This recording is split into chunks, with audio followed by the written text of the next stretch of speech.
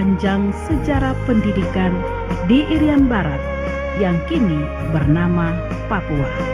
Saat itu, Irian Barat secara administrasi masih di bawah pemerintahan United Nations for Temporary Authority atau UNTEA. UNTEA dibentuk dan di bawah yurisdiksi Sekretaris Jenderal Perserikatan Bangsa-Bangsa.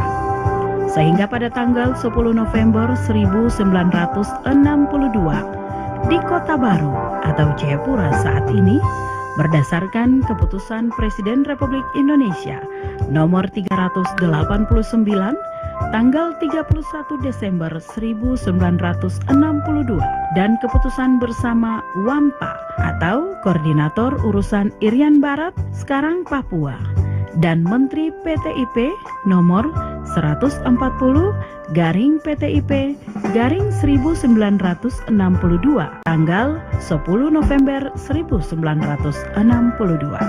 Dengan demikian, UNCEN merupakan satu-satunya lembaga pemerintahan Republik Indonesia yang pertama berdiri di Irian Barat atau Papua di samping perwakilan RI. Universitas Cendrawasih Jayapura sebagai universitas tertua dan terkemuka di tanah Papua telah menjadi universitas yang multikultur.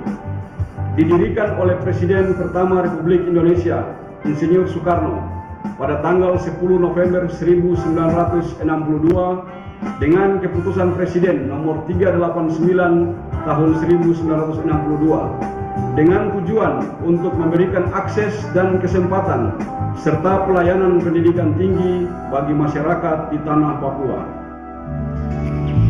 Universitas Cendrawasih yang beralamat di Jalan UNCEN, Kelurahan Yabansai, Heram, Kota Jayapura, Provinsi Papua ini menempati lokasi yang sangat strategis dan representatif dengan akses transportasi yang mudah terjangkau dan jalan-jalan mudah untuk dilalui. Ruang terbuka hijau dan sejuk, serta lingkungan yang asri dengan tata ruang yang terpelihara, menjadikan atmosfer kampus UNCEN memberi harmonisasi, inklusif, memberi kenyamanan dan kondusif dalam proses belajar dan mengajar. Dengan kondisi lingkungan sekitar dapat membantu memberikan energi positif bagi para sivitas akademika yang ada di dalamnya. Dalam kegiatan akademik UNCEN atau Universitas Cendrawasih memiliki 9 fakultas dan 1 program pasca sarjana. Fakultas Ilmu Keguruan dan Pendidikan, Fakultas Hukum, Fakultas Ilmu Sosial dan Ilmu Politik, Fakultas Ekonomi dan Bisnis,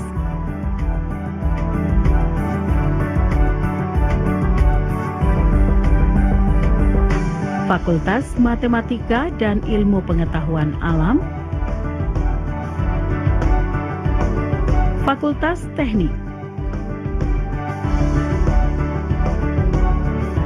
Fakultas Kesehatan Masyarakat,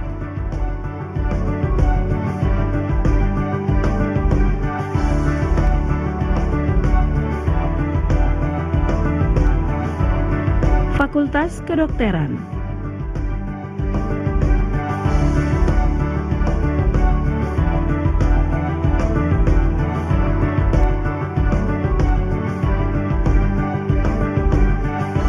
Fakultas Ilmu Keolahragaan,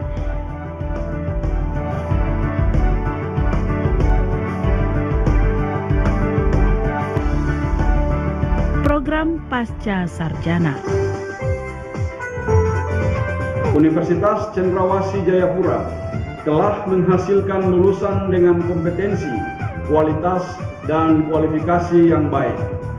Perkembangan teknologi informasi dan komunikasi yang pesat saat ini telah mendorong kami untuk terus mengupayakan kualitas pelayanan publik melalui media-media informasi dan komunikasi yang ada, baik media cetak maupun media elektronik dan media online, untuk menyediakan dan menyebarluaskan informasi mengenai Universitas Cendrawasih kepada masyarakat. Sejak berdiri hingga saat ini, Universitas Cendrawasih terus berupaya meningkatkan sarana dan prasarana pendidikan, inovasi media pembelajaran, metode pembelajaran, dan materi pembelajaran, serta terus meningkatkan akreditasi program studi di setiap fakultas dan program pasca sarjana di lingkungan Universitas Cendrawasih Jayapura. Universitas Cendrawasih menjadi pusat pendidikan dan pengembangan iptek, inovasi yang memiliki reputasi di tingkat nasional dan regional pada tahun 2021 guna mendukung peningkatan daya saing bangsa. Penyelenggaraan pendidikan dan pengajaran yang berkarakter berlandaskan nilai-nilai ketuhanan yang Maha Esa. Menciptakan iklim dan suasana akademik yang mendorong segenap sivitas akademika Universitas Cendrawasih dalam mengembangkan kemampuan diri secara optimal, menghasilkan lulusan yang berkualitas, memiliki karakter, integritas, dan berkepribadian yang luhur, menghasilkan penelitian dan karya ilmiah yang berkualitas dan terpublikasi pada jurnal bereputasi, terakreditasi nasional dan internasional. Menyelenggarakan kegiatan pengabdian pada masyarakat yang berorientasi pada peningkatan kesejahteraan masyarakat. Kegigihan dan daya juang telah menorehkan prestasi pada kegiatan Pekan Olahraga Mahasiswa Nasional ke-15 di Makassar pada tanggal 18 hingga 20 Oktober 2017.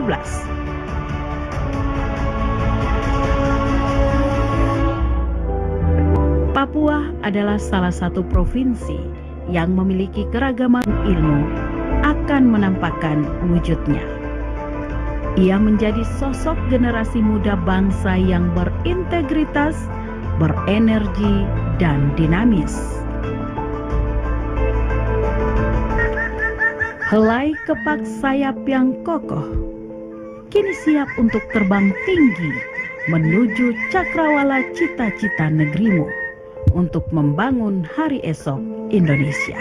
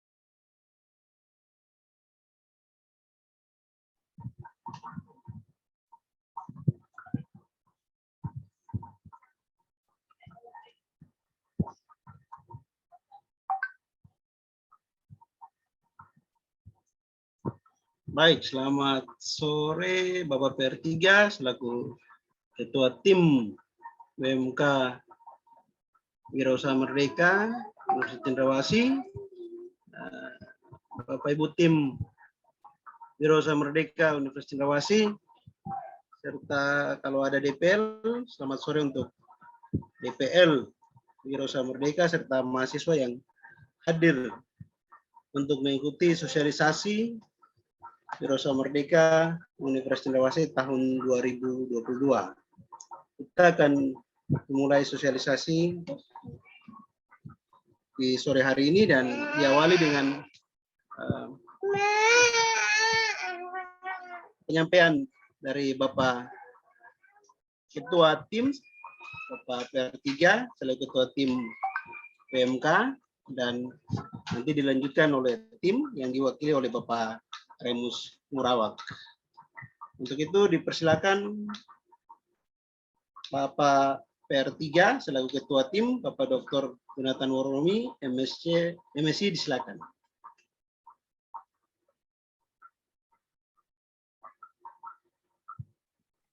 Baik, terima kasih Pak Alfian atas kesempatan yang diberikan kepada kami. Saya ucapkan selamat sore kepada seluruh tim program Wirausaha Merdeka. Saya juga mengucapkan selamat sore buat para dosen kami di kesempatan yang baik. Calon peserta, mungkin mahasiswa belum semuanya hadir, tapi kita tetap akan mulai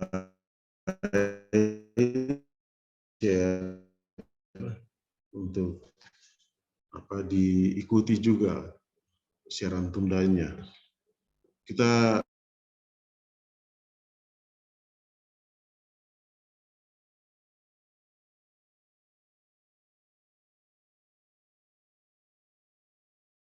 (2022-2023) di Universitas Cendrawasih kami akan memulai dengan satu program yang sudah dinyatakan lolos, yaitu program Wirausaha Merdeka. Nah, di sini kami sangat berharap bahwa program ini akan diikuti oleh segenap sivitas akademika. Bagi mahasiswa diperuntukkan untuk yang telah menyelesaikan mata kuliah wajib program studi, paling tidak sudah mencapai menyelesaikan beban SKS 84 sampai 110 SKS, itu syarat. Kemudian kami juga membuka ruang bagi mahasiswa yang mungkin berada bukan hanya di semester 7, tetapi semester 9, semester 11, semester 13, semester 15, yang mungkin saat ini sedang berjuang untuk menyelesaikan studinya, namun mengalami kekurangan beban SKS sebanyak 20 SKS, itu bisa menyimak untuk mengikuti. Karena beberapa waktu kemarin kami sudah lakukan sosialisasi kepada para kaprodi juga, sehingga berharap nanti kita bisa sama-sama membangun komunikasi yang intens dalam mengikuti program Wirausaha Merdeka dengan beban SKS 20 SKS. Program ini kami akan buka pendaftarannya karena sudah di-launching secara resmi oleh Menteri Pendidikan, Kebudayaan, Ristek, dan Teknologi pada tanggal 15 Juli yang lalu, sehingga kita akan buka mungkin sampai tanggal 9 ini dibuka untuk pendaftaran, dan tidak hanya pendaftaran tapi juga nanti ada verifikasi dan ada wawancara, sehingga pada akhirnya nanti ada penetapan siapa yang berhak ditetapkan untuk ikut. Tapi bersamaan dengan itu nanti secara teknis kami juga menyampaikan dari tim pada prodi pengisian KRS yang akan dibuka mulai tanggal 1 Agustus sampai 16 Agustus, itu juga perlu disimak baik-baik supaya secara teknis itu tidak ada kesalahan dalam mengambil Wirausaha Merdeka. Nah, program ini 20 SKS begitu diambil, saudara tidak lagi diizinkan mengambil mata kuliah yang lain. Jadi Wirausaha Merdeka. Nanti kemudian uraiannya seperti apa itu akan dijelaskan nanti. Demikian juga Bapak Ibu DPL, kami sangat berharap sekali, mungkin setelah ini kami ada semacam pertemuan untuk membahas secara teknis, bimbingan teknis, berikut penyiapan POB program wirausaha dan rencana pembuatan modul, karena di dalam program ini ada modul-modul yang akan kami siapkan, yang perlu kita hasilkan, kita buat. Nanti pengaturannya bagaimana, kita akan bagi per masing-masing bidang, jadi berdasarkan disiplin ilmu. Kali ini memang lebih banyak pada teman-teman dari Fakultas Ekonomi dan Bisnis, tapi tidak menutup kemungkinan karena kepada teman-teman dosen lain, karena ini masih bersifat umum. Kemudian sekali lagi penekanan di sini kami jumlahnya cukup banyak, sekitar 750 mahasiswa. 450 akan berasal dari Universitas Cendrawasih, sementara yang 300 sisanya itu dari perguruan tinggi mitra. Sehingga ini kami juga sudah siapkan suratnya untuk menyampaikan kepada LLDikti wilayah 14 Papua dan Papua Barat juga untuk bisa semacam izin dan proses pendistribusian informasi ini, sehingga ada banyak perguruan tinggi negeri maupun PTS di Papua dan Papua Barat bisa bergabung dalam program ini dengan cara mengirimkan mahasiswa-mahasiswanya, berikut juga dosen-dosennya. Nah, rasio antara dosen dan mahasiswa itu 1:10. Jadi satu dosen pendamping lapangan itu akan menghandle 10 mahasiswanya. Apabila dosen itu berasal dari Musamus misalnya, maka di sana mahasiswa waktu KRS mereka membayar SPP di sana semua selesai, KRS-nya itu seperti apa nanti teknisnya akan disampaikan kemudian. Tetapi prinsipnya kalau itu dari Musamus, maka jumlahnya tuh harus kelipatan 10. Jadi 10 mahasiswa dihandle satu dosen. Jadi kalau Musamus mau saat ini siap 3 dosen, berarti harus kejar target 30 mahasiswa yang mendaftar. Kira-kira begitu rasio dosen dalam menjalankan ini. Kami akan jalankan program ini sampai bulan November. Akhir November program ini selesai. Jadi kira lebih kurang September, Oktober, November. 3 bulan efektif saja program ini dijalankan. Mungkin itu pengantar yang dapat disampaikan. Nanti secara teknis akan disampaikan oleh Pak Remus Murawak. Baik, terima kasih Pak Alfian, waktu dikembalikan. Terima kasih. Terima kasih. Baik, terima kasih Pak Ketua, Pak Vertika selaku Ketua Tim. Selanjutnya kita akan mendengar paparan materi tentang Wirausaha Merdeka oleh tim Wirausaha Merdeka yang diwakili oleh Bapak Remus Murawak. Dipersilakan Bapak Remus memaparkan materi yang sudah siap. Terima kasih.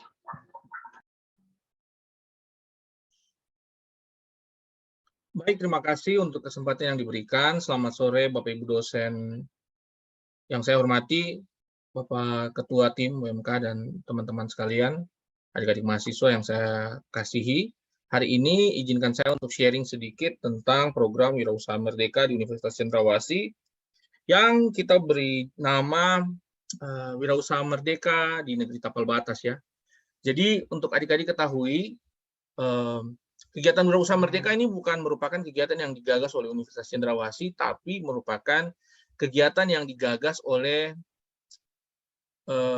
Kementerian Pendidikan, Riset dan Teknologi bersama-sama dengan LPDP. Jadi mereka mengadakan sebuah grant atau sebuah hibah bagi setiap universitas di Indonesia, dan pada akhirnya Universitas Cendrawasih bersama-sama dengan 16 perguruan tinggi lain yang tersebar dari Sumatera hingga ke Papua diumumkan sebagai peraih hibah untuk melaksanakan program Wirausaha Merdeka. Jadi untuk region wilayah di Papua ini, itu Universitas Cendrawasih sendirilah yang terpilih sebagai perguruan tinggi pelaksana program Wirausaha Merdeka.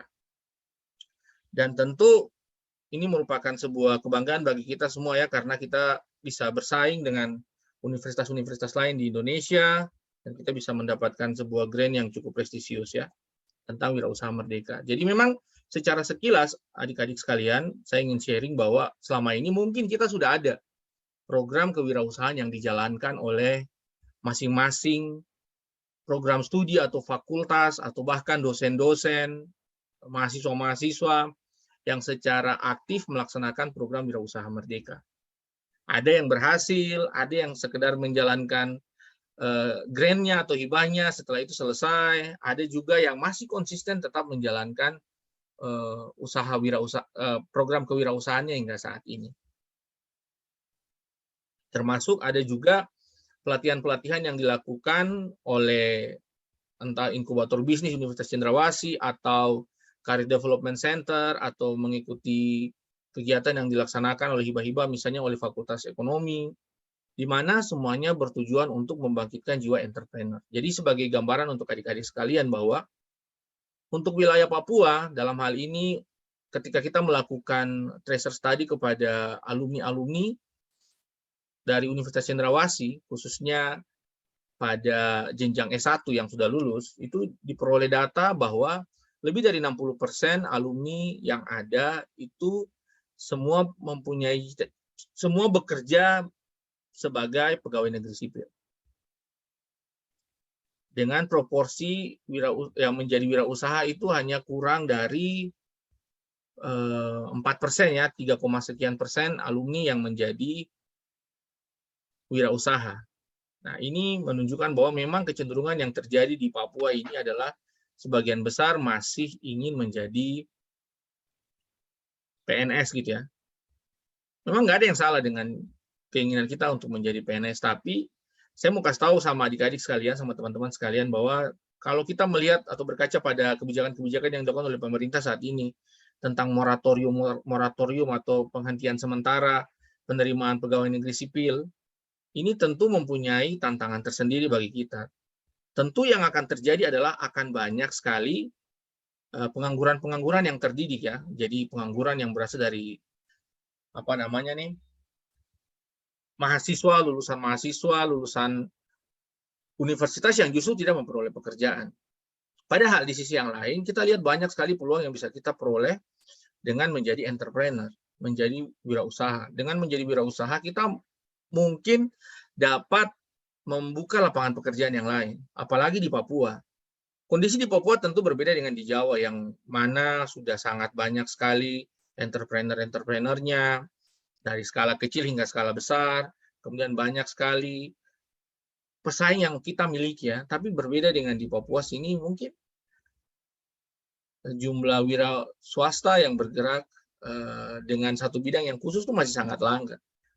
Dan bahkan boleh jujur kita katakan bahwa kita di Papua ini punya potensi yang sangat banyak. Untuk skala bahkan bukan levelnya regional saja atau lokal saja, tapi kita punya skala yang sangat besar untuk ekspor gitu ya, segala macam sumber daya yang kita miliki. Tinggal bagaimana kita bisa memanage semua itu dengan baik. Nah, program Wirausaha Merdeka ini memungkinkan kita untuk dapat berkolaborasi bersama. Jadi kalau sebelumnya kita masih menjalankan wirausaha secara terpisah-terpisah, secara parsial, dengan adanya program Wirausaha Merdeka ini kita bisa berkolaborasi bersama-sama, adik-adik semua. Kita bisa berkolaborasi bersama-sama antara setiap stakeholder atau pemangku kepentingan untuk bisa mempunyai gambaran yang lebih baik dan benar tentang bagaimana berwirausaha yang baik. Selama ini beberapa kegiatan yang dilakukan oleh Career Development Center maupun mungkin inkubator bisnis dan teman-teman di Fakultas Ekonomi dan Bisnis itu kebanyakan kayak gini. Kita siapkan sejumlah besar uang, kemudian kita bagikan ke mahasiswa untuk menjalankan sebuah bisnis. Tapi kenyataannya yang biasa terjadi adalah ada uang, ya dia pakai kasih buka bisnis. Begitu uang selesai, bisnis mati. Ini tentu menjadi sebuah persoalan yang tidak mudah. Ya, artinya dia menjalankan bisnis hanya sekedar project base. Kalau ada hibahnya, kalau nggak ada hibah selesai sudah. Padahal kalau kita mau tekun untuk menjalankan usaha kita, akan memberikan kontribusi yang berbeda, yang tentu lebih baik. Jadi ini menjadi tantangan tersendiri bagi kita ya, supaya kita tidak sekedar menjalankan proyek. Dan ternyata masalah yang sama ini bukan cuma terjadi di Papua. Banyak sekali teman-teman mahasiswa di kampus lain juga punya model sama. Ada dana hibah, ya sudah dia buat kegiatan, kemudian dia pertanggungjawabkan dana itu, kemudian selesai. Begitu kegiatan selesai, dia kegiatan juga selesai. Maka sekarang ini ada beberapa pendekatan yang berbeda yang dilakukan oleh teman-teman di kementerian untuk mempersiapkan mahasiswa menjadi wirausaha. Gimana caranya? Nah ini, dengan program Wirausaha Merdeka. Teman-teman nggak akan dikasih dana untuk mengembangkan sebuah wirausaha atau sebuah proyek wirausaha yang adik-adik lakukan. Tapi caranya gimana? Kita libatkan adik-adik semua di dalam praktisi-praktisi yang saat ini udah jalan. Kita masukkan adik-adik ke dalam wadah UKM-UKM yang selama ini sudah ada. Itu yang pertama. Yang kedua, adik-adik difasilitasi dengan diberikan coach-coach atau mentor yang sudah jauh lebih pakar dalam bidang entrepreneur untuk membantu adik-adik. Kemudian yang ketiga ada mentoring dari teman-teman yang ada di UKM. Baik yang ada di UKM maupun yang ada dosen pembimbing. Dan lebih enaknya lagi program ini bisa menolong adik-adik untuk rekognisi SKF. Tinggal disesuaikan dengan kebutuhan yang ada bukan kebutuhan, tapi kurikulum yang ada di program studi adik-adik. Jadi begitu ya. Jadi program ini memang segmentasinya adalah lebih kepada bagaimana kita belajar pada orang yang lebih ahli. Sehingga setelah kita mengakhiri program ini, kita bisa mengerti, oh ternyata ini loh masalah-masalah yang sering dihadapi, oh ini loh kendala-kendala yang dihadapi, begini loh cara yang paling efektif untuk membuat pengalaman kita, bagaimana kita bisa memperoleh cara yang efektif untuk mengatasi permasalahan-permasalahan yang ada di dalam UKM-UKM misalnya. Bagaimana ketika kita mau menjadi entrepreneur, kita punya masalah, dan kita bisa menyelesaikan permasalahan itu. Atau ini loh hal-hal praktis yang harus kita pikirkan ketika kita mau mempunyai usaha. Gitu. Bagaimana packaging yang bagus, bagaimana kita bisa menggunakan segala macam sumber daya atau resource yang kita punya untuk menciptakan atau menghasilkan produk yang bagus dan bisa mendeliver itu kepada orang-orang di luar sana, kepada customer-customer kita dengan baik. Dengan cara apa? Dengan terlibat langsung di dalam UKM-UKM yang ada. Jadi kurang lebih gambarannya seperti itu ya adik-adik ya. Nah ini beberapa masalah yang sering dialami dalam membuka lapangan pekerjaan ya, menjadi entrepreneur, karena memang kesulitan mitra, mentor nggak ada, kemudian pemodalnya nggak ada juga, kurangnya komunitas, dan ilmu-ilmu yang relevan terkait dengan bisnis saat ini udah bisa lah ya kita dapatkan di YouTube, tapi mungkin dia tidak terlalu terstruktur dan tidak ada role model yang bisa kita ikuti. Sehingga kita mempunyai solusi nih melalui program Wirausaha Merdeka. Di dalam program ini, kita akan berusaha untuk membentuk komunitas wirausaha yang berasal dari mahasiswa, di mana kita akan mengikuti pelatihan, kemudian ada magang langsung di UKM-nya, serta bersama-sama dengan UKM tersebut, kita bisa launching kembali program-program atau produk-produk yang dimiliki di UKM tersebut, termasuk di dalamnya rebranding produk, rebranding bisnis modelnya, dan lain sebagainya. Nah, saya lanjutkan lagi. Jadi, detail program Wirausaha Merdeka ini seperti apa, adik-adik? Jadi, Wirausaha Merdeka ini, dia terdiri dari 3 tahapan utama, yaitu preparation, kemudian onboarding, dan launching. Jadi, dia melibatkan program ini, melibatkan 750 mahasiswa, baik dari Uncen maupun perguruan tinggi mitra. Jadi ada dari Uncen ya sendiri, yang mahasiswa di Universitas Cendrawasih, kemudian ada 75 dosen pembimbing lapangan. Kenapa 75? Ya karena satu dosen akan menghandle 10 orang mahasiswa. Kemudian ada juga mentor dan UKM mitra. Kemudian dilaksanakan selama 1 semester atau kurang lebih 5 bulannya. Nah ini fase-fasenya dikaitkan dengan taksonomi Bloom atau bagaimana kita bisa mendeliver ilmu pengetahuan dengan aspek remembering, understanding, apply, analyze, evaluating, dan creating pada program Wirausaha Merdeka. Di mana dari 6 tahapan ini bisa dibuat ke dalam 3 fase yang kita kerjakan di dalam program Wirausaha Merdeka, yaitu preparation phase, kemudian onboarding phase, dan launching phase. Jadi di dalam preparation phase ini atau fase preparation ini adik-adik, kita akan belajar materi tentang kewirausahaan. Ada 3 modul yang akan kita buat. Modul pertama itu berhubungan dengan kewirausahaan. Yang kedua itu tentang materi soft skill dan hard skill yang penting untuk dimiliki.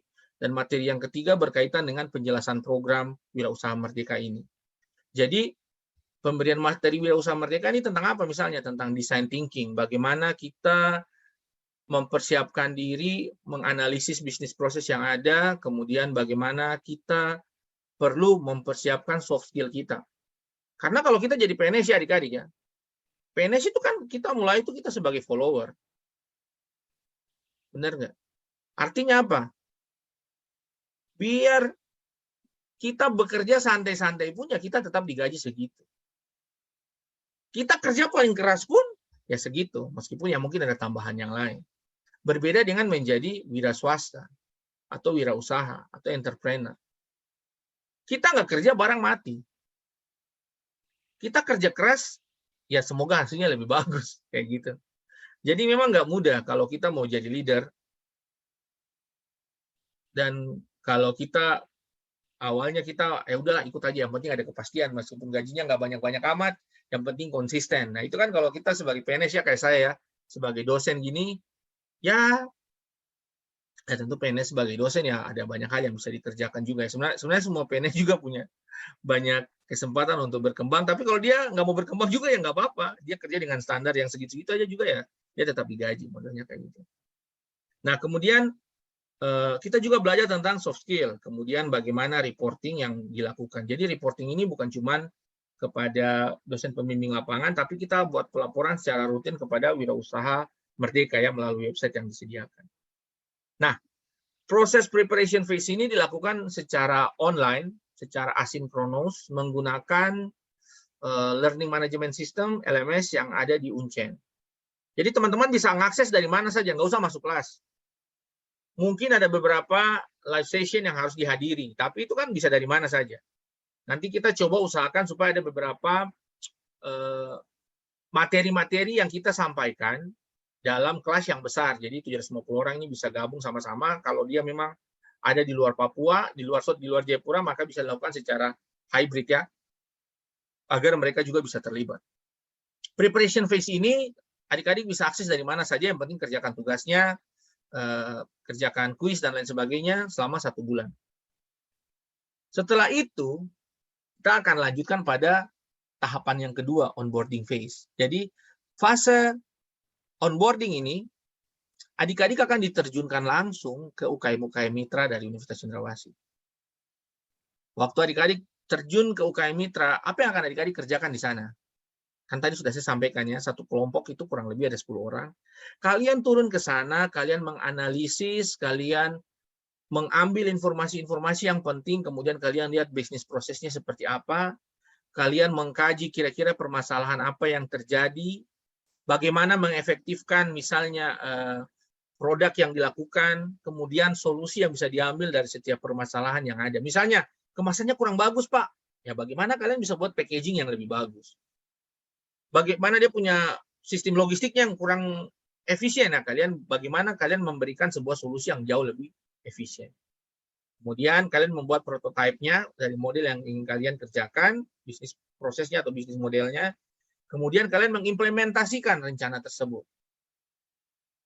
Dari sini kan udah bisa kelihatan bahwa kalian bukan cuma dapat teori saja, tapi langsung implementasi. Untuk adik-adik di ekonomi, ini bisa jadi apa? Ini bisa jadi tugas akhir kalian. Atau kalian mau buat sebuah analisis dari sini, atau kalian mau buat sebuah kajian, kalian bisa buat dalam jurnal, silakan kalian masukkan. Tentu akan menjadi nilai tambah. Silakan kalian konsultasikan dengan pembimbing misalnya. Kak, saya mau buat ini dalam bentuk artikel jurnal, saya mau masukkan di jurnal Sinta 4, ya silakan. Silakan dikembangkan semampunya kalian. Karena dalam onboarding phase ini ya kalian diarahkan untuk langsung terlibat praktek-praktek yang real gitu ya, jadi bukan cuma sekedar teori. Nah, nanti tahapan akhirnya adalah kalian memvalidasi ide kalian, ide bisnis kalian dalam expo, di mana kalian bisa rebranding produknya, rebranding tokonya, kemasannya, dan lain sebagainya. Dan juga kalian akan membuat pelaporan. Bagaimana kalian bisa mendesain kemasan dengan baik, itu bisa dimungkinkan ya, dengan tahapan ini, launching fase ya, fase launching.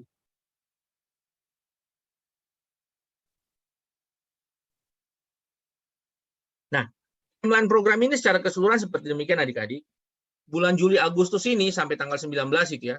Sampai tanggal 19 Agustus kita akan ada pada tahap publication dan rekrutmen. Jadi dua fase ini, dua tahapan ini dijalankan secara paralel ya. Artinya bisa bersamaan, dia nggak menunggu publication selesai baru rekrutmen. Makanya kalian lihat mungkin sudah ada beberapa pengumuman yang ada, yang udah kita pasang, ada banner-banner tentang publikasi program, dan kita juga aktif melakukan sosialisasi seperti hari ini.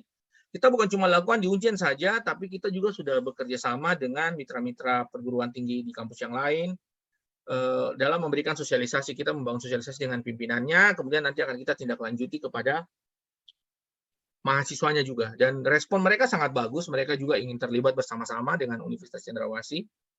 Jadi kalian juga akan mempunyai teman bukan cuma dari Uncen saja, bukan cuma beda fakultas saja, tapi lintas universitas. Jadi ini adalah kesempatan yang bagus dari kalian, bagi kalian untuk bisa saling mengenal antar mahasiswa yang ada di kampus-kampus yang lain, dan bisa mendapatkan ilmu yang lebih berharga. Karena waktu kalian turun ke lapangan, kalian yang akan mengatur apa yang akan kalian kerjakan, tentu dalam kaidah-kaidah yang disesuaikan. Kemudian requirement-nya sudah berlangsung saat ini hingga bulan Agustus ya, tanggal 19. Silakan adik-adik bisa mendaftar, saya sudah kasih linknya tadi di kolom chat melalui wirausahamerdeka.id. Di sana adik-adik silakan daftar dengan beberapa persyaratan yang bisa adik-adik kumpulkan.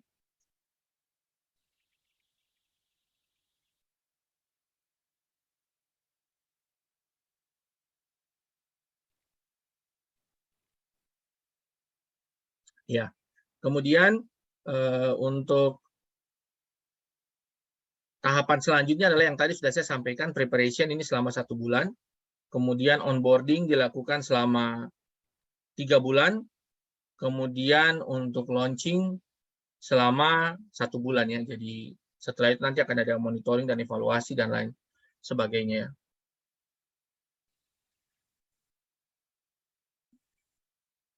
Nah, apa sih yang benefit yang menjadi keuntungan atau benefit yang bisa adik-adik dapatkan? Benefit yang bisa adik-adik dapatkan adalah yang pertama ada mentoring dan coaching bisnis dari orang yang expert ya. Kemudian yang kedua, adik-adik bisa direkognisi dalam SKS-nya. Jadi kalau selama ini proses pembelajaran itu adik-adik lakukan di kampus, sekarang adik-adik bisa lakukan di luar dan juga bisa direkognisi menjadi SKS di program studi adik-adik sekalian. Nanti tinggal dibicarakan saja dengan dosen pembimbing, ke dekanatnya, ke pihak fakultas, dan kita bisa konsultasikan itu agar setiap pembelajaran yang adik-adik lakukan di program Wirausaha Merdeka ini bisa terfasilitasi. Kemudian adik-adik juga akan mendapatkan sertifikat pendamping ijazah ya, yang akan diterbitkan oleh perguruan tinggi pelaksana, dalam hal ini dalam Universitas Cendrawasih. Kemudian kita juga akan terlibat bersama-sama dalam workshop dan pameran. Ya, jadi seperti tadi di program launching, kalian akan mendapatkan kesempatan untuk bisa mempromosikan tempat kalian mengikuti program magang di UKM mana, kalian melakukan terobosan seperti apa, silakan kalian sampaikan di tahapan launching ini melalui workshop dan pameran tersebut ya. Workshopnya tentu misalnya bisa kita fasilitasi pada tahapan yang tadi di bagian awal. Di preparation kita akan buat beberapa workshop atau kelas besar, juga di tahapan misalnya waktu onboarding kita akan usahakan ada beberapa workshop yang bisa adik-adik dapatkan dalam kelas besar ataupun kelas kecil. Kemudian magang di mitra usaha Uncen, dan ada komunitas-komunitas yang bisa adik-adik ikuti bersama-sama sebagai penggiat wirausaha di lingkungan Universitas Cendrawasih. Nah, ini syaratnya ya. Syaratnya minimal di semester 5 ya adik-adik. Oh, sorry. Syaratnya ini ya. Mahasiswa aktif minimal semester 5.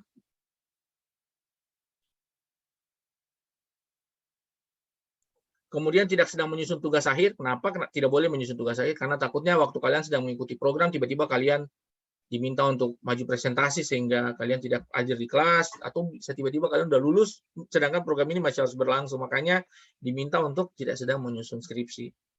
Karena berhubungan dengan poin yang ketiga juga, kalau kita tidak mengambil mata kuliah di perguruan tinggi atas selama mengikuti program. Karena apa? Karena nanti takutnya kita nggak fokus. Kan nggak mungkin kita, Pak izin, saya mau kembali ke kampus ada kelas. Loh, nggak bisa kan, 3 bulan onboarding itu artinya kalian memang stay di UKM. Kalian melakukan proses pembelajaran di sana. Jadi nggak ada alasan untuk kita kembali ke kampus. Dan memang program ini yang sekarang menjadi salah satu program flagship dari Kemendikbud, dan memang 17 universitas lain juga melakukan hal yang sama. Jadi proses pembelajaran yang dilakukan di atas semester 5 itu bukan cuma terjadi di kampus, tapi beda program studi di luar kampus, dalam artian bisa di kampus perguruan tinggi yang lain atau bisa di luar kampus di mana saja. Selama yang penting rubrik penilaiannya jelas, capaian pembelajarannya jelas, dan penilaiannya jelas bisa direkognisi, tentu tidak akan jadi masalah ya, bisa dimungkinkan kayak gitu. Jadi bersedia mengikuti program secara penuh waktu, IPK minimal 2,7. Jadi kalau adik-adik merasa sudah masuk dalam kriteria-kriteria ini, silakan mendaftar bersama-sama dengan kita belajar bersama-sama menjadi wirausaha, dan kita akan berjuang bersama untuk memastikan bahwa program ini bisa direkognisi sepenuhnya menjadi SKS untuk adik-adik semua. Nah, yang terlibat siapa saja? Ada dosen pendamping, praktisi dari UKM, kemudian coach juga yang berpengalaman, kolaborasi antar perguruan tinggi mitra, dan juga ada tim pendamping dari perguruan tinggi dan perguruan tinggi. Jadi siapa saja sih yang bekerja dalam kegiatan Wirausaha Merdeka ini? Ada tim 7, ada 7 orang tim yang bekerja sebagai tim inti dari Wirausaha Merdeka Universitas Cendrawasih, ada juga tim MONEF, kemudian ada administrator yang bertugas untuk menangani administrasi-administrasi di kegiatan kita, kemudian ada review capaian pembelajaran, jadi reviewer ini dia akan memastikan apakah capaian pembelajaran yang kita lakukan itu memang masih relevan atau tidak. Kemudian ada juga tim pembuat modul kewirausahaannya. Nah, kalian posisinya di sini nih. Jadi ada tim 1, tim 2, tim 3. Ini kita asumsi saja dari 750 kan, ada 75 tim kan, ada 3 tim ini. Satu tim akan ada 10 orang, di mana dari 10 orang ini terdapat 1 dosen pembimbing lapangan, dan dia akan dimasukkan di dalam 1 UKM untuk menganalisis, mempelajari bisnis proses di sana hingga menentukan solusi yang paling optimal untuk dijalankan. Nah, 3 tim ini akan dihandle oleh 1 orang coach. Jadi dia akan bisa memberikan masukan-masukan yang relevan, dia akan bisa memberikan gambaran yang lebih terperinci tentang bagaimana menyelesaikan persoalan yang dihadapi.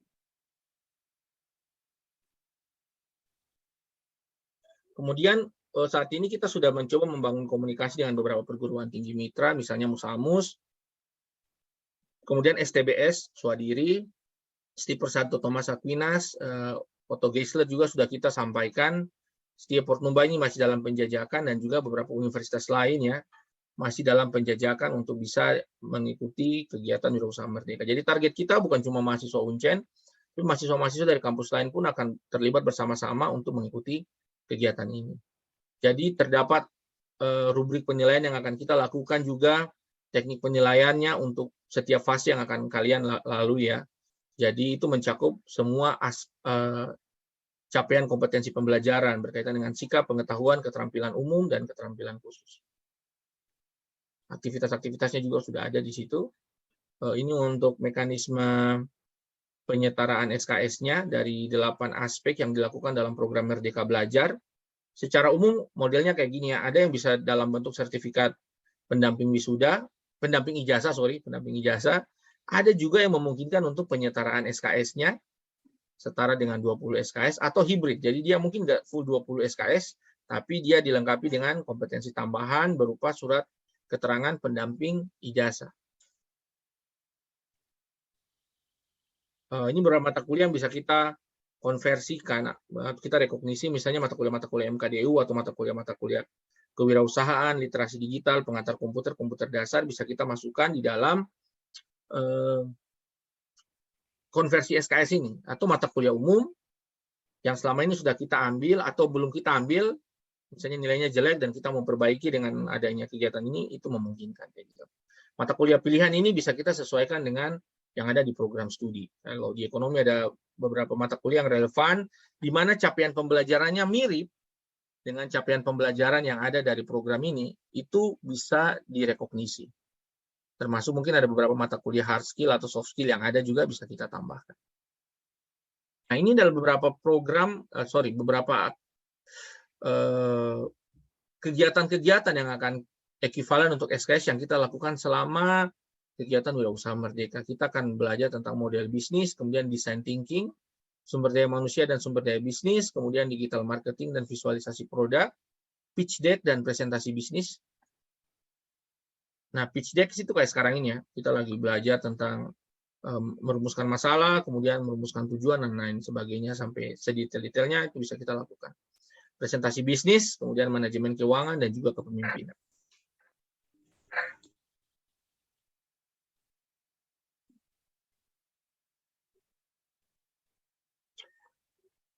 Oke, strategi untuk pencapaian peserta ini memang karena melibatkan peserta yang sangat banyak, kita akan sangat sering sekali melakukan sosialisasi lewat setiap sosial media yang kita miliki dalam setiap platform. Kemudian kita akan dorong untuk pimpinan-pimpinan yang strategis untuk bisa mendorong kepada mahasiswanya, kepada program studinya, pada dosen-dosennya untuk bisa bersama-sama terlibat dalam aktivitas ini. Baik di Universitas Cendrawasih maupun universitas lain di lingkungan Papua ya, di region Papua ini ya, untuk bisa berkolaborasi bersama-sama dalam program Wirausaha Merdeka.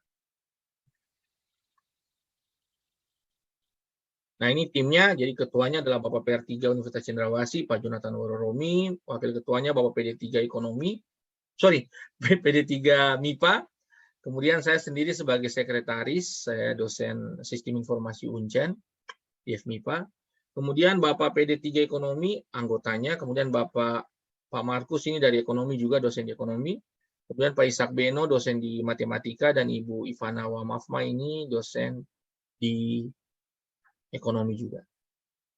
Nah, ini ada flyernya. Ayo kita sama-sama gabung. Pendaftaran masih ada sampai tanggal 19, tapi jangan tunggu mendekati hari akhir. Sebisa mungkin secepatnya didaftar, supaya kalian juga bisa bersama-sama berkolaborasi untuk belajar wirausaha dengan maksimal. Silakan lihat di link pendaftaran wirausahamerdeka.id. Ya, nanti masuk ke situ ada beberapa persyaratan yang harus diisi, silakan isi. Kalau teman-teman ada pertanyaan bisa kontak ke Kakak Darwin atau Kakak Irja melalui nomor HP ini atau melalui link di Telegram yang sudah saya sampaikan di kolom chat, adik-adik bisa lihat. Jadi kita bisa belajar bersama. Kalau ada pertanyaan silakan ditanyakan. Kalau ada hal-hal yang kurang jelas silakan ditanyakan di sana. Oke. Itu saja materi yang bisa saya sampaikan. Silakan saya kembalikan ke Bapak Moderator.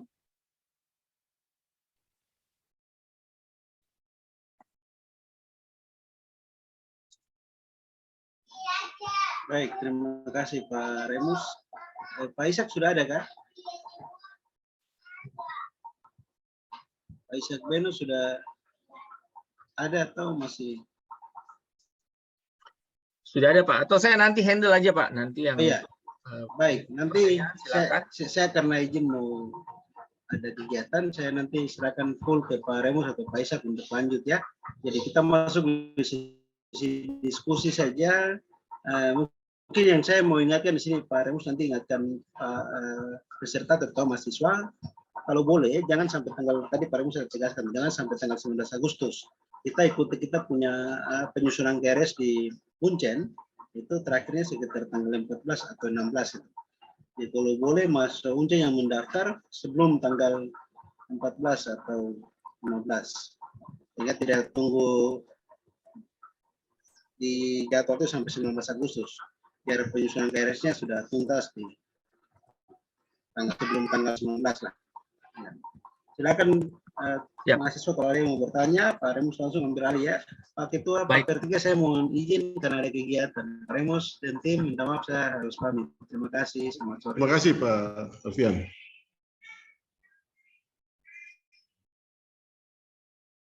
Oke, baik. Kita lanjut saja ke sesi pertama. Ini kalau ada teman-teman adik-adik yang ingin bertanya, kita buka ruang tanya jawab. Mungkin untuk 1 atau 2 pertanyaan dahulu. Kita langsung jawab, lalu kita ke sesi selanjutnya. Apakah ada yang ingin bertanya?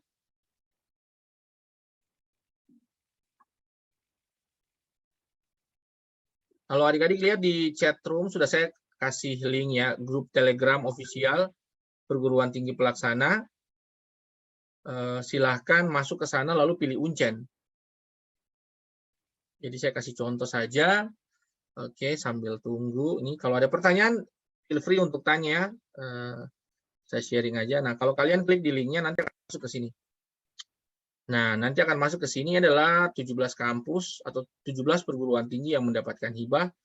Kalian kalau sudah pilih ke sini, jangan klik di Universitas Brawijaya atau Politeknik Negeri Jember. Kalian pilihnya di Universitas Cendrawasih. Ini adalah kita punya grup Telegram official pelaksana ya perguruan tinggi. Jadi ada pertanyaan apapun, Kak, saya sudah semester ini, sudah semester 4 masih memungkinkan atau tidak? Sekarang kan semester ganjil genap ya. Tapi kan mulai Agustus ini kan kita udah masuk semester 5-nya. Berarti udah bisa. Karena standarnya tadi semester 5, tinggal kita bahas surat-surat lain secara administrasi yang harus dilengkapi. Nah, atau adik-adik juga bisa buka nih linknya di Wirausaha Merdeka di sini nih. Terus adik-adik bisa masuk, jangan masuk sebagai perguruan tinggi, masuknya sebagai mahasiswa. Pak, saya mau masuk, saya nggak tahu user dan password. Berarti kalian belum punya akun, daftar dulu sebagai mahasiswa di situ. Buka, kemudian nanti registrasi sebagai mahasiswa, pilih perguruan tingginya di sini, pilih Universitas Cendrawasih, kan kita tulis saja. Universitas Cendrawasih, kemudian pilih program studi, misalnya saya di sistem informasi ya. Sistem informasi, NIM-nya berapa, nama lengkapnya siapa, misalnya saya pilih gini ya. Ini namanya siapa ya? Binwerian saya misalnya. Alamat email, nomor HP, misalnya segini, lalu registrasi. Nah, kenapa dia gagal? Karena email yang dimasukkan sudah terdaftar, jadi nggak bisa.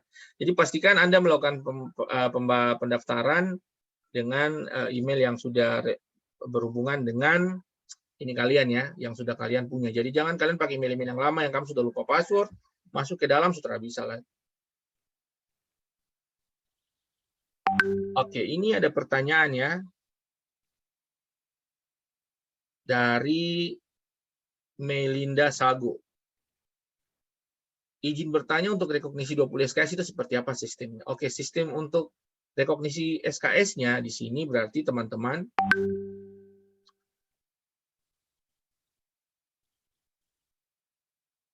Oke, sorry ada SMS. Saya lanjut ya. Jadi untuk sistem rekognisi SKS-nya gini, kan tadi saya sampaikan dalam materi seperti gini ya, mana?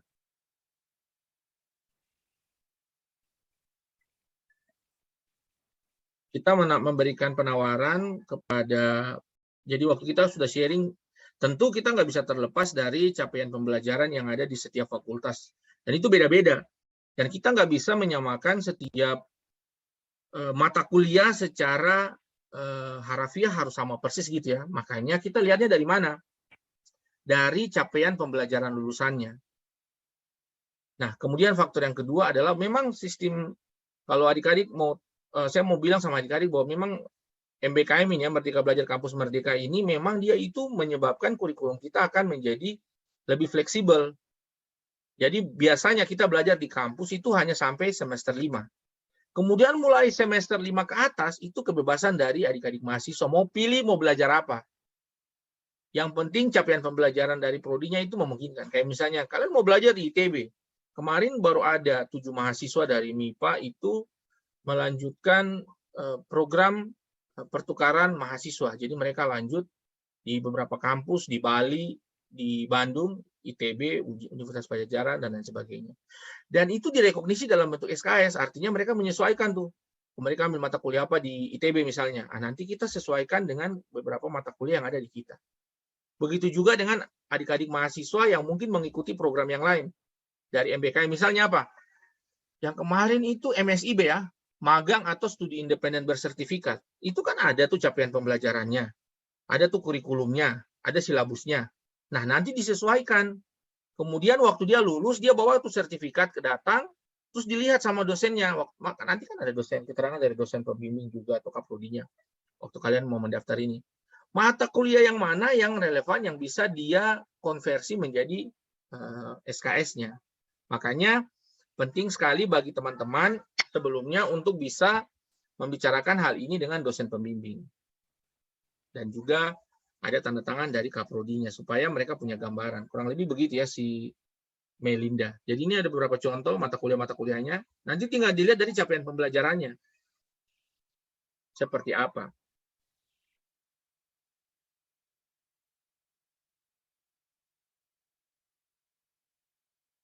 Terus tadi ada pertanyaan selanjutnya dari Pak Abraham ya.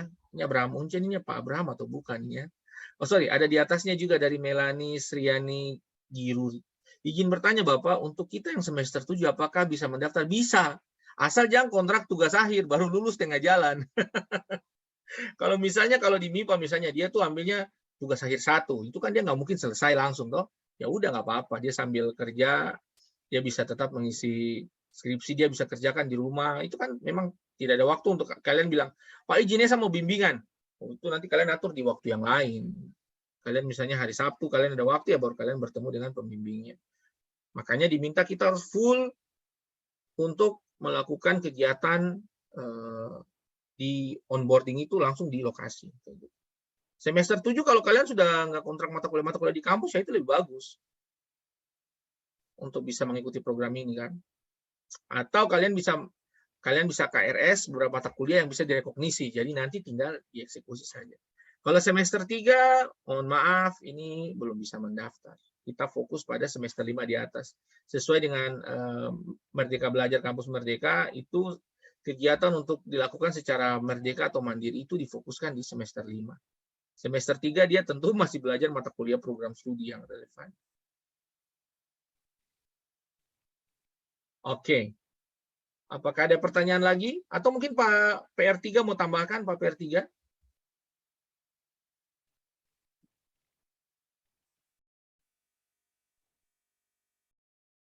Yang bagian mana ya Pak Remus? Ada yang pertanyaan-pertanyaan ini? Ada izin semester 7 sudah boleh mendaftar atau apa bagian mana yang Bapak mau tambahkan silakan Pak. Bebas. Oh baik. Kelihatannya yang semester 3 itu sudah selesai mata kuliah wajib, mata kuliah prodinya sudah selesai atau belum itu?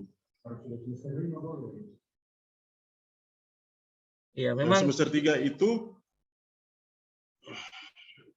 itu kalau belum selesai mata, ya itu nanti akan sulit. Sebenarnya bisa, kalau bisa semua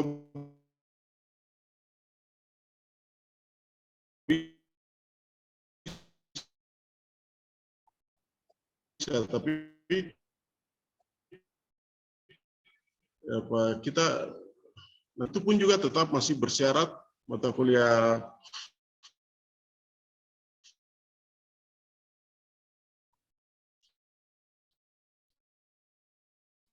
wajib di prodi itu karena tidak boleh ditinggalkan. Jadi semester 5 tapi syaratnya mata kuliahnya sudah habis, wajibnya sudah beres, sudah mendapat 84 SKS. Itu memungkinkan. Tapi kalau semester 5 belum beres mata kuliah wajibnya dan pada semester besok mengontrak ini ambil MBKM dan masih mengontrak mata kuliah wajib, kan wajib harus lulus. Nah, itu akan bermasalah, bentrok nanti. Jadi untuk semester 5 itu ada peluang bentrok, apalagi semester 3. Semester 3 akan bentrok dan akhirnya meninggalkan kegiatan ini. Nah, oleh sebab itu tadi saya sebenarnya sampaikan itu untuk semester 7, tapi semester juga masih ada kemungkinan juga mata kuliah wajibnya belum lulus. Itu harus di semester 7 pun harus, makanya kami ada buat syarat harus mendapat rekomendasi dari Kaprodi supaya mungkin ada mata kuliah wajib yang kemudian bisa dimasukkan dalam ini struktur ini, ada kebijakan dari itu Kaprodi. Sehingga kita bisa membantu semester 7 agar segera menyelesaikan bisa mengikuti kegiatan ini dan mata kuliah wajib atau kuliahnya kalau bisa dikonversi itu bisa membantu untuk mempercepat proses kelulusannya. Jadi begitu selesai kegiatan ini skripsi langsung lulus. Paling tidak 4 tahun kalau lulus itu akan bagus untuk proses kita punya laporan borang akreditasi. Mungkin tambahannya itu Pak Remus. Terima kasih. Ini ada Bapak Ibu dosen juga yang bergabung di sini, jadi dipersilakan juga. Mungkin Bapak Ibu dosen ada yang mau ditanyakan. Selain mahasiswa, dipersilakan juga ya Bapak Ibu. Terima kasih sudah bergabung. Ya, terima kasih Pak Ketua, Pak PR3. Jadi memang program ini, beberapa program yang sedang kita ikuti saat ini dari MBKM ini, dia tuh sangat fleksibel sekali, tapi tentu harus memperhatikan kaidah-kaidah yang selama ini sudah kita lakukan ya. Artinya ada persyaratan atau requirement yang dibutuhkan untuk bisa terlibat di dalam program ini. Jadi tidak serta-merta kita langsung main, oke lah boleh semua ikut. Nggak bisa, ada otonomi kampus di situ, ada kebijakan-kebijakan yang masih harus diikuti. Misalnya dia harus seperti yang Pak Per3 sampaikan, meskipun dia semester 5, dia harus pastikan mata kuliahnya itu sudah kelar pada level program studi. Dan mata kuliah lainnya yang berupa pilihan, apalagi kalau program studinya itu sudah mengikuti ini ya, kurikulum yang berbasis MBKM, itu akan jauh lebih mudah sebenarnya. Mata kuliah. Izin Pak bertanya. Oh, silakan Bapak. Minta maaf. Apakah pelaksanaan kewirausahaan ini nanti mahasiswa yang mengikuti kegiatan ini full ada di lapangan, Pak ya? Oke. Karena kalau misalkan dia full di lapangan, otomatis kan dia tidak bisa mengikuti perkuliahan. Tetapi kalau misalkan mungkin ada tahapan-tahapan mahasiswa saat-saat tertentu turun ke lapangan, habis itu mereka bisa diskusi. Jadi waktu tidak turun ke lapangan, mereka masih bisa tetap mengikuti perkuliahan. Misalnya dia pada saat ini kontrak mata kuliah, jadi dia masih bisa membagi waktu kuliah dengan ikut kegiatan kewirausahaan. Atau kalau memang dia full di lapangan, itu otomatis akan membuat mahasiswa untuk tidak bisa mengikuti perkuliahan di kelas misalnya, atau perkuliahan secara online misalnya. Sehingga kami yang di program studi bisa mengantisipasi itu. Jadi seperti tadi dari Pak Per3 mengatakan bisa membantu mahasiswa yang tingkat atas untuk bisa lebih cepat menyelesaikan, karena bisa kita konversi ke 20 SKS, sehingga kita bisa melihat kira-kira mata kuliah apa yang bisa kita konversikan ke mata kuliah yang mahasiswa akan kontrak. Seperti itu, Pak. Oke, Bapak Per3 mau jawab dulu atau dari saya dulu?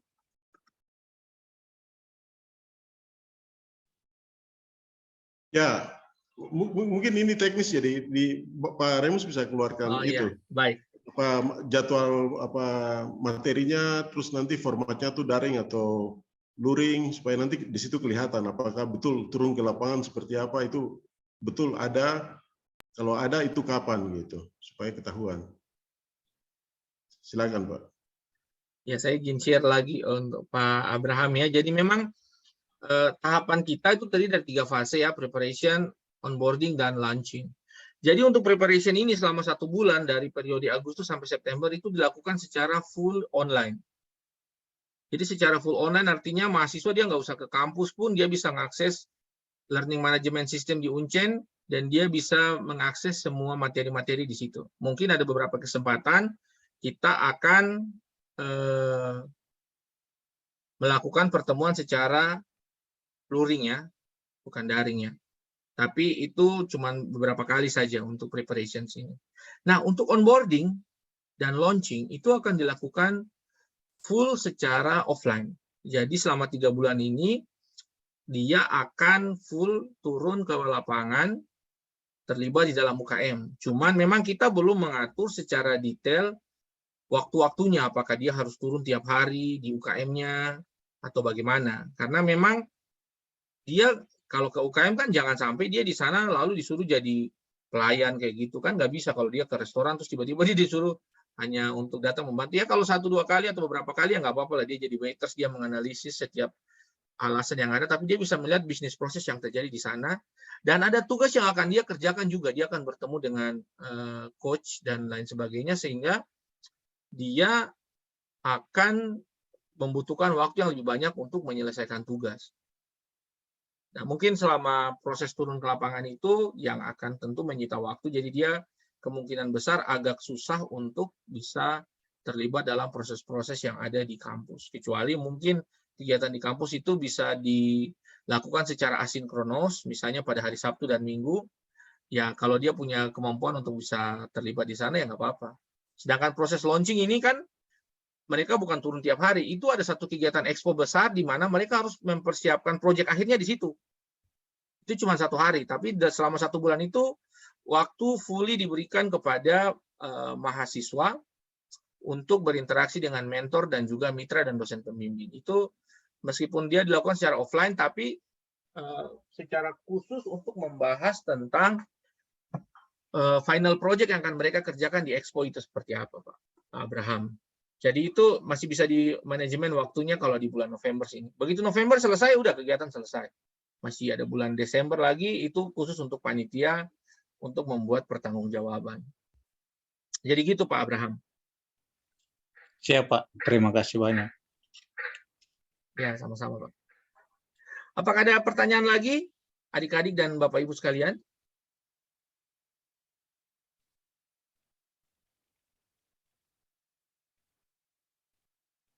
Oke, kalau ada yang baru bergabung. Apakah ada lagi yang ingin bertanya? Kalau tidak, mungkin Pak PR3 ada mau menyampaikan sesuatu sebelum kita mengakhiri sesi kita untuk sosialisasi pertama. Kita akan dorong terus ya, nanti ke depan kita akan sosialisasi terus. Kalau ada pertanyaan, kita udah punya sosial media, kemudian tadi yang grup Telegram. Kalau kalian ingin bertanya, tanya aja. Kalau ingin berkunjung bertemu kami, untuk sementara kita punya home ground-nya kita tuh ada di admin FMIPA juga, ada atau di admin di Pascasarjana juga, atau mau langsung ke bagian kemahasiswaan juga memungkinkan direktorat ya. Saya kan nggak mungkin bilang adik-adik silakan menuju PR3 kan nggak mungkin kan. Kalau saya silakan adik-adik mau datang cari di jurusan matematika, di jurusan sistem informasi di gedung matematika FMIPA juga boleh, silakan. Kita bisa diskusi bersama-sama sampai kalian paham. Bagaimana Pak Ketua, ada yang mau disampaikan Pak PR3?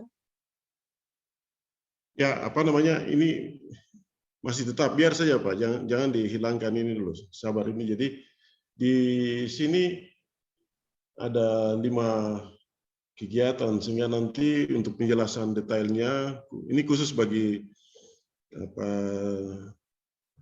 teman-teman DPL, teman-teman dosen yang nanti sebagai dosen pendamping lapangan, nanti kita ada sesi khusus untuk semacam BIMTEK, sehingga nanti di dalam ini POB-nya ini dia mencakup 5 bagian ini, sehingga begitu ada pertanyaan atau itu kita bisa jelaskan sampai tuntas. Bahkan ini sebenarnya masih POB-nya tuh bisa untuk monef-nya, terus untuk laporan dari sisi administrasi dan keuangan juga nanti kita harus persiapkan semua. Jadi detail. Publikasinya kan lebih pada sistem manajemen informasinya nih.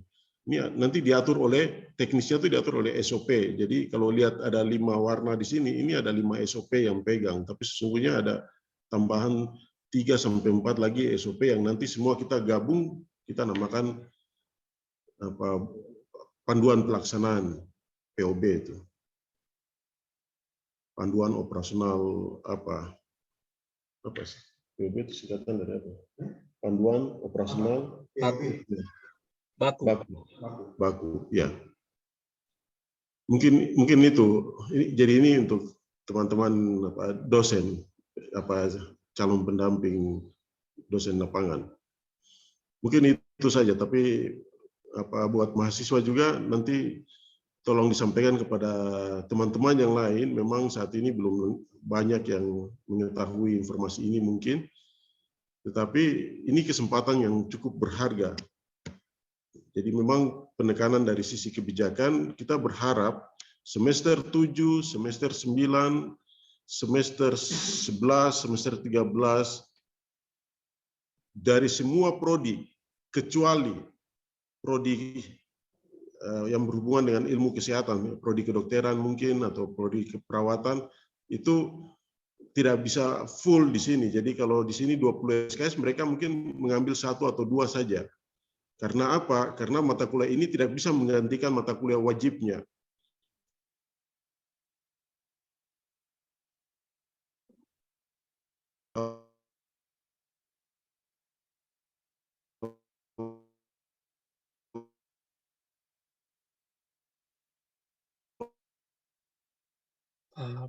PR3 suara putus-putus.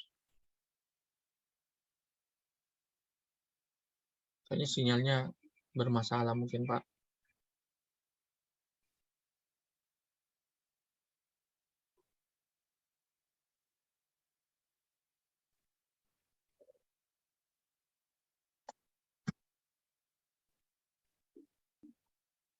Oke, jadi sambil tunggu Pak PR3, apakah ada yang ingin bertanya? Pak PR3 kayaknya keluar. Jaringan di kampus lagi bermasalah mungkin. Apakah ada lagi yang ingin bertanya?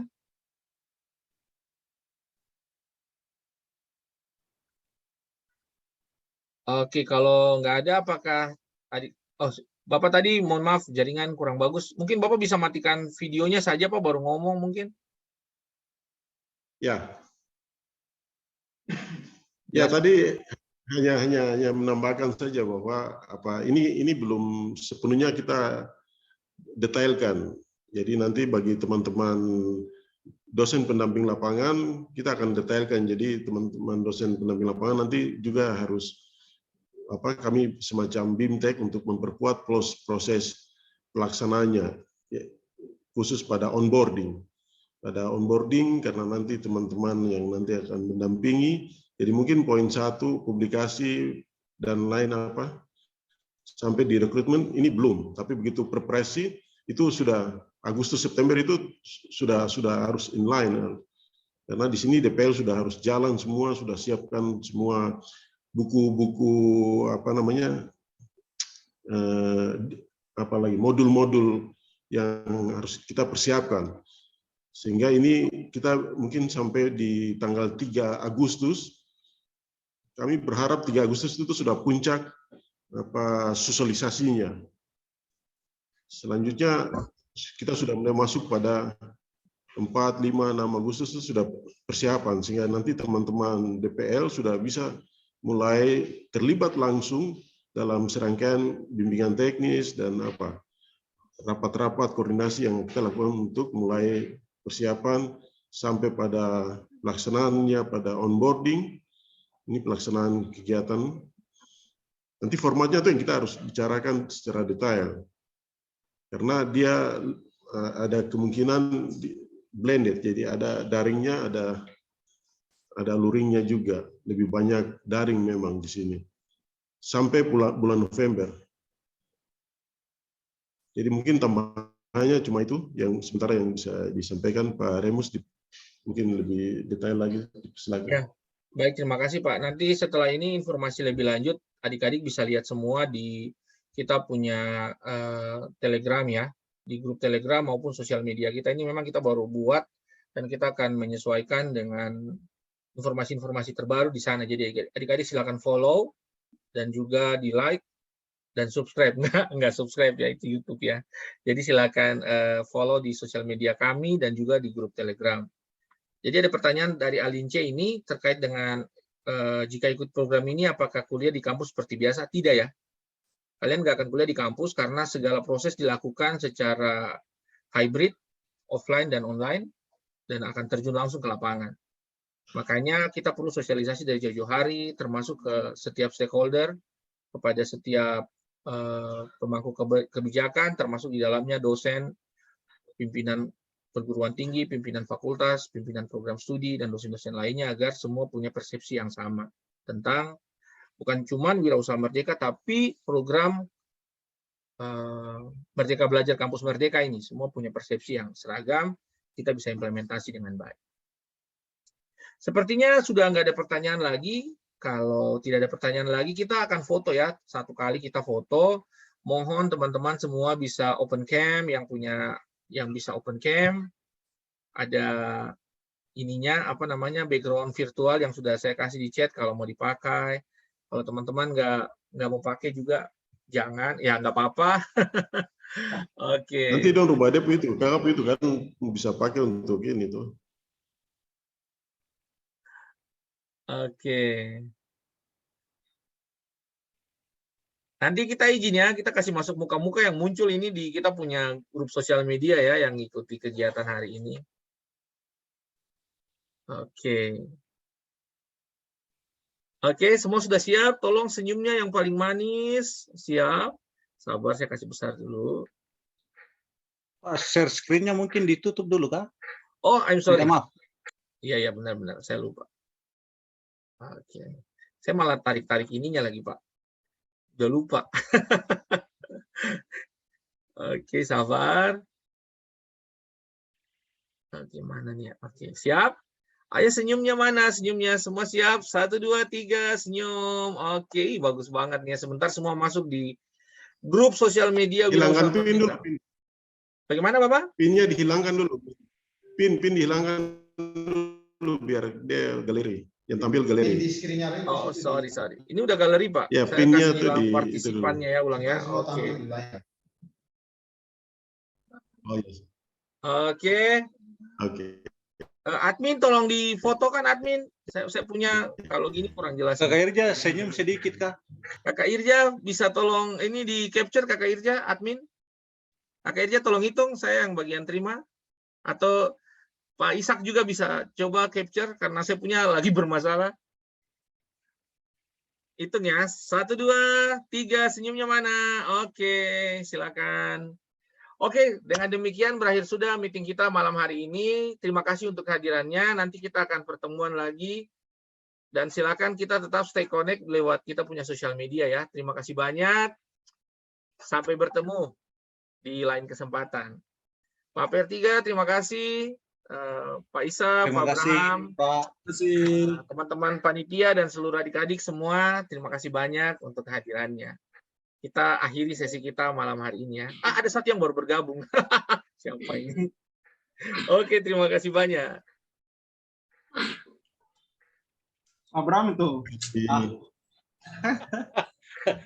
Oke, dadah. Sampai ketemu di lapangan bulu tangkis. Oke, Siap. dadah.